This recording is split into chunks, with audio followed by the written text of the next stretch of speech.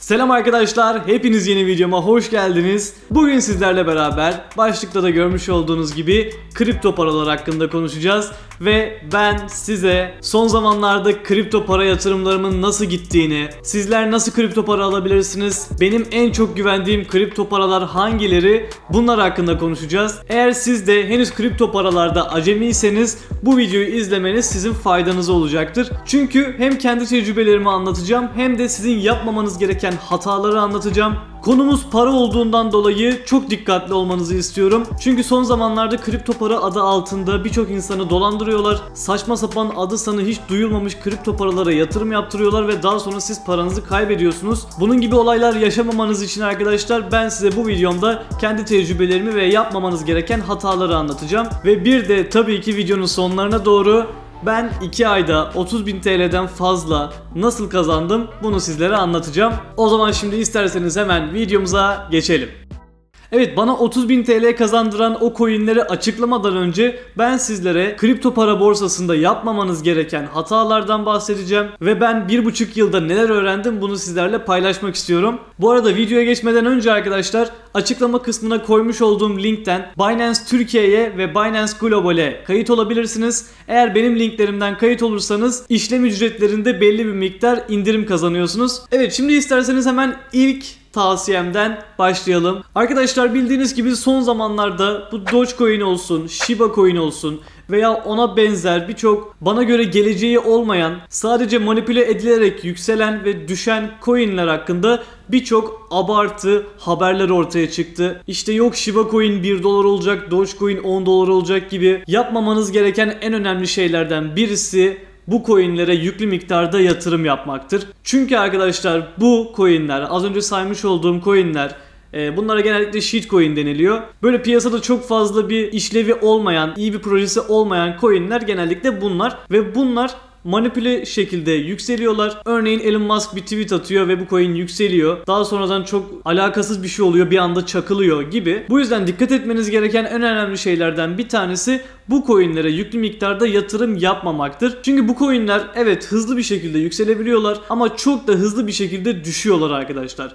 Bu yüzden benim mantığım şu şekilde: ben paramı bir coin'e yatırırım. Bu para yavaş da olsa yükselse benim işime gelir ama hızlı bir şekilde çakılırsa ben o coin'e bir daha yatırım yapmam. Bu piyasada dönen Shiba, Dogecoin gibi coinlere benim tavsiyem sizlere büyük yatırımlar yapmayın. Çünkü üzülürsünüz. Evet, iyi kazandırdılar mı? Kazandırdılar tabii ki ama çok da kaybettirdiler. Bu yüzden lütfen dikkatli olun. Evet, sizlere vereceğim ikinci tavsiye de arkadaşlar Twitter'daki veya YouTube'daki tüm kripto paracılara inanmayın. Evet, aralarında işini gerçekten iyi yapanlar var. İnsanlara gerçekten faydalı olmak isteyenler var.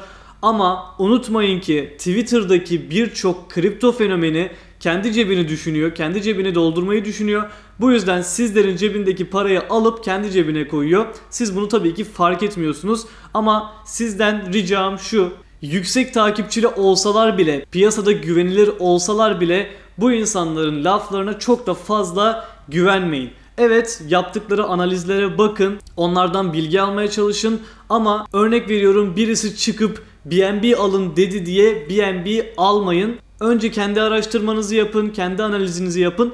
Ondan sonra kararınızı zaten verirsiniz. Benim de mesela Twitter'da takip ettiğim 1-2 tane kripto fenomeni var. Ama onların dışında kimsenin laflarını ciddiye almıyorum arkadaşlar. O yüzden siz de çok dikkatli olun. Üçüncü tavsiyem de arkadaşlar, az önce de söylemiş olduğum gibi kimsenin lafına bakıp da kripto para satın almayın. Kripto para yatırımı yapmayın. Birisi çıkıp diyor ki BNB alın, birisi çıkıp diyor XRP alın, birisi çıkıp diyor şöyle bir coin buldum, bu coin kesin 10x yapacak, bu coin'i alın gibi şeyler söylüyorlar Twitter'da. Bunlara gerçekten inanmamanız gerekiyor arkadaşlar. Evet, aralarında doğru olanlar var mı? Tabii ki var. Ama bu tarzda tweet atan fenomenlerin %70'i, %80'i sizin cebinizdeki parayı almaya çalışan kişiler. Herkes kendi cebini düşünüyor. Bunu zaten biliyorsunuz. O yüzden size faydası olmayan insanların laflarını çok da ciddiye almayın. Dediğim gibi kendi araştırmanızı yapın ve güvendiğiniz bir coin ise ona tabii ki yatırım yapabilirsiniz. Bir sonraki tavsiyem de arkadaşlar uzun vadeli düşünmek. Bu sözü belki birkaç yerde duymuşsunuzdur.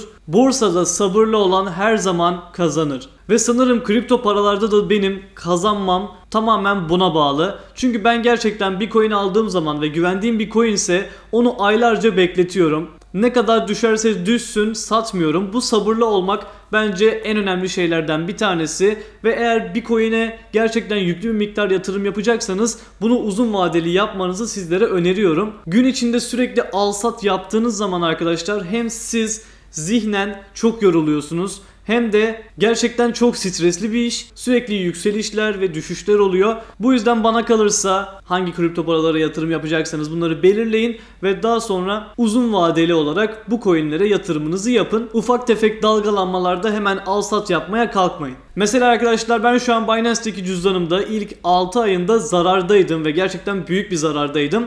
Sürekli düşüşler oluyordu ama sabırlıydım. Hani çok fazla strese girmiyordum. O parayı kaybetsem de çok fazla üzülmeyecektim. Bu yüzden bu süreçte riskimi iyi yönettiğimi düşünüyorum. Yani ilk 6 ay boyunca sürekli zarardaydım, zarar ediyordum. Ama bir an bile hani kripto paralarımın hepsini satıp çekilmek istemedim. Devamında ne olacağını merak ediyordum çünkü. İyi ki beklemişim.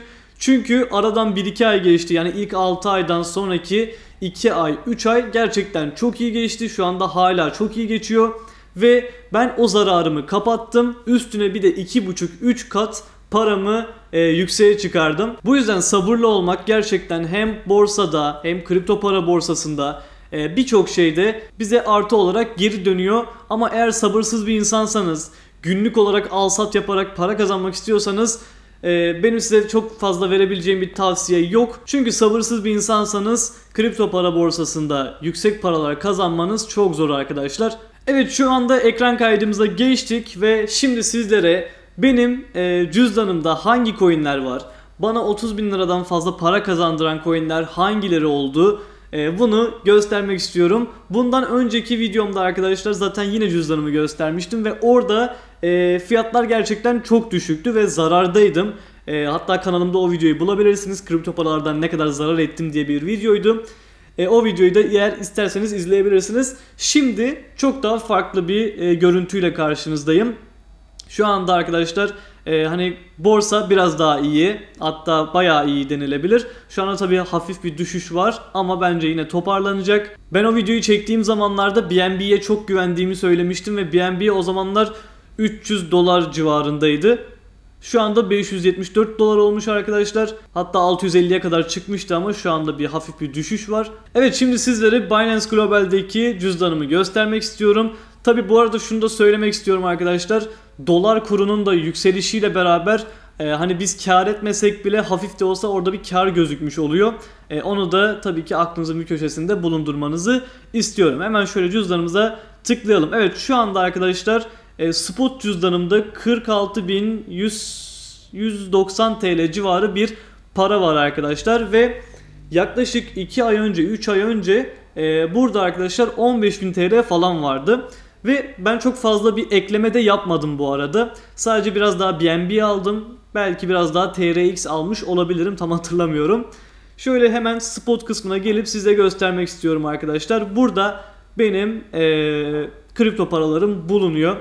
Bakın şu anda 4,93 BNB sahibiyim. BNB var. Çünkü arkadaşlar ben başından beri BNB'nin çok fazla yükseleceğini düşünüyorum. Bu arada yatırım tavsiyesi değildir. Onu da söylemeyi unutmayalım. Bundan önceki videolarımda da hep BNB'ye çok güvendiğimi söylemiştim ve bu yüzden sürekli BNB yatırımı yapıyorum. Şu anda da neredeyse 5 tane BNB oldu arkadaşlar. Bunu yavaş yavaş kademeli bir şekilde aldım zaten.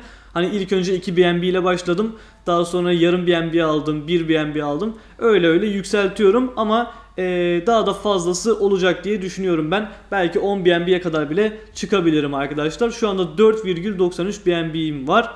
Onun hemen altında TRX var, XRP var, BTT var, Ethereum var ve Swipecoin var. Açıkçası BNB ve TRX dışındaki coinleri ben çok uzun zamandır tutuyorum arkadaşlar ve ben aldığım zamanlar o kadar yüksek değillerdi. Yani mesela şu aşağıdaki Ethereum'u arkadaşlar ben belki de 400 TL'ye falan almışımdır. Şu anda 1100 liradan fazla yapıyor mesela. Yani o coinleri çok fazla şu anda düşünmüyorum. Benim için en önemli şu an BNB ve TRX.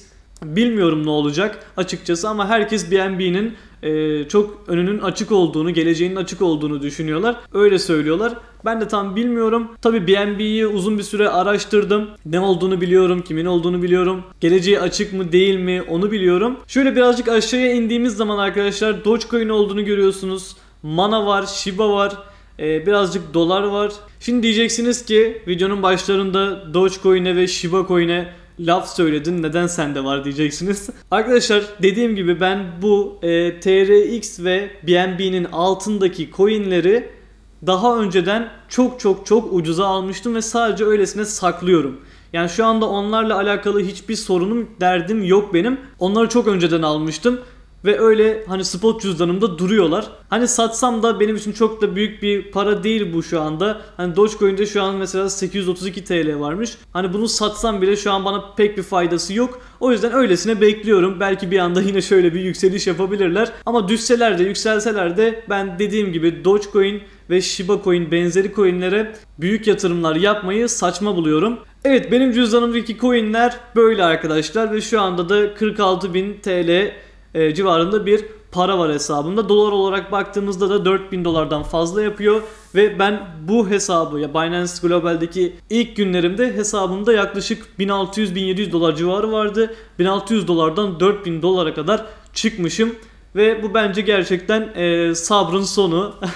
Yani sabrımı eğer yönetemeseydim, riskimi yönetemeseydim bu coinlerin birçoğunu ben belki de ucuzdan satacaktım. Ya da çok ucuz, az bir kar görseydim direkt satacaktım. Ama bunu yapmadım. Biraz daha beklemeyi tercih ettim ve şu anda gerçekten iyi gidiyor. Aynı bu şekilde Binance Türkiye'de de farklı yatırımlarım var. Dediğim gibi kripto paralar bence güzel bir nimet. Sizler de değerlendirmeyi düşünürseniz bence kesinlikle değerlendirin. Bunu da söylemeyi unutmayalım arkadaşlar. Bu videoda söylemiş olduğum hiçbir bilgi, hiçbir coin yatırım tavsiyesi kapsamında değildir. Kripto paralar çok risklidir ve herhangi bir coin alıyorsanız bu tamamıyla sizin sorumluluğunuz altındadır. Bu videomuz bu kadar arkadaşlar. İzlediğiniz için çok teşekkürler. Bir sonraki videomuzda görüşmek üzere. Hoşça kalın.